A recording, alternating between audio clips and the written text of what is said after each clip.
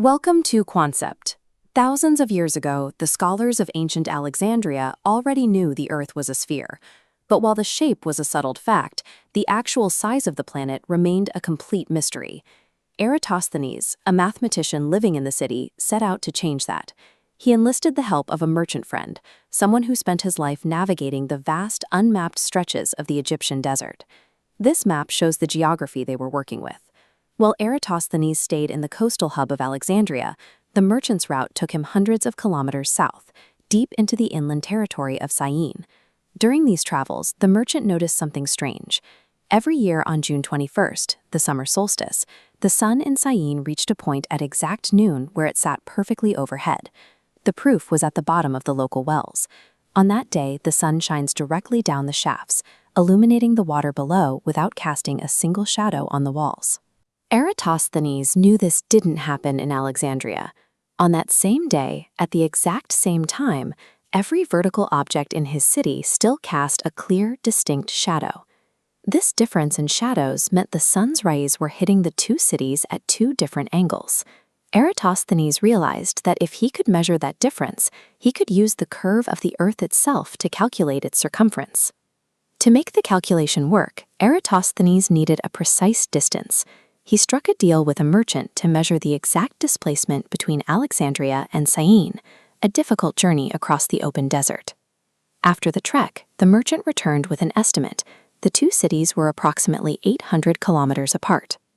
On the next summer solstice, Eratosthenes prepared his own experiment in Alexandria.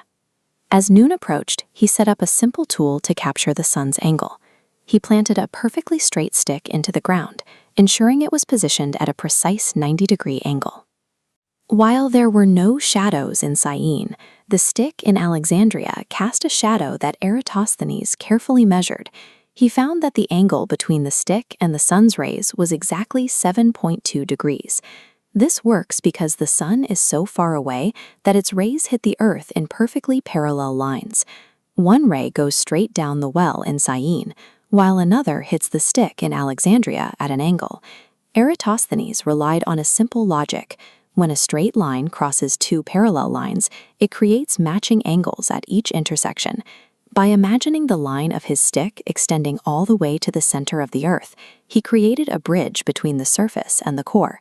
Because of that geometric rule, the 7.2-degree angle he measured from the shadow on the surface must be identical to the angle at the very center of the planet.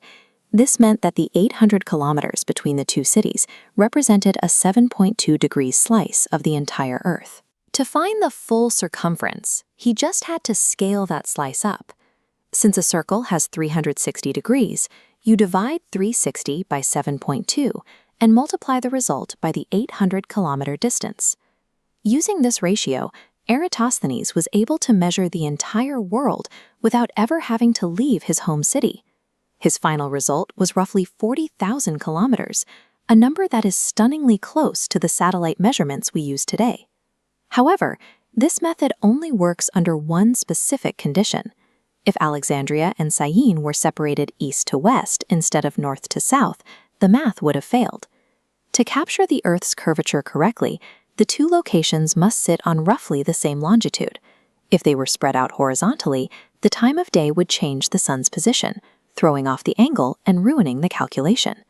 Ultimately, Eratosthenes proved that the scale of our world could be decoded without advanced technology. All it took was a stick, a basic geometric principle, and a merchant willing to measure the long road through the desert.